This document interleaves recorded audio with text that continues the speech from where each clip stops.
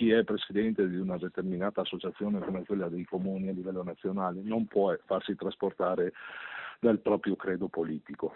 Decreto sicurezza, dopo la lettera inviata dai primi cittadini a livello nazionale, sono i 36 sindaci trevigiani della Lega ora a farsi sentire con un documento comune che si rivolge sia agli amministratori ribelli di centrosinistra sia al presidente dell'ANCI nazionale De Caro. Il messaggio che si vuole fare arrivare a De Caro è che i sindaci sono tenuti a rispettare sempre e comunque le leggi, anche quelle che non piacciono. Oggi queste sono regole che piacciono magari di più ad amministratori della Lega e un po' meno ad amministratori del PD, e se ieri quelli della Lega, sindaci, dovevano conformarsi a regole che non piacevano, lo hanno fatto, e oggi è doveroso che lo facciano i sindaci del PD ai quali magari piace poco questo decreto.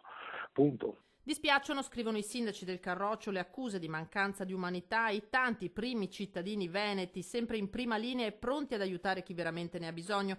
Ora è chiaro a tutti da che parte sta il PD, come si attende di capire se l'ANCI rappresenti tutti i sindaci in modo equo o solo una parte di essi. Le leggi votate in Parlamento, aggiungono, vanno rispettate, non siamo al supermarket dove ognuno prende quello che più piace. Credo sia opportuno che facciano delle riflessioni. Quei sindaci che non vogliono applicare il decreto Salvini hanno la possibilità di non farlo dimettendosi. Questo decreto porta avanti istanze che tanti comuni aspettavano da tempo. La politica della gestione dell'immigrazione portata avanti da questo governo e nello specifico dal ministro Salvini ha dato dei risultati che magari sino a ieri sembravano insperati, ma io credo ben colti molto positivamente dalla popolazione.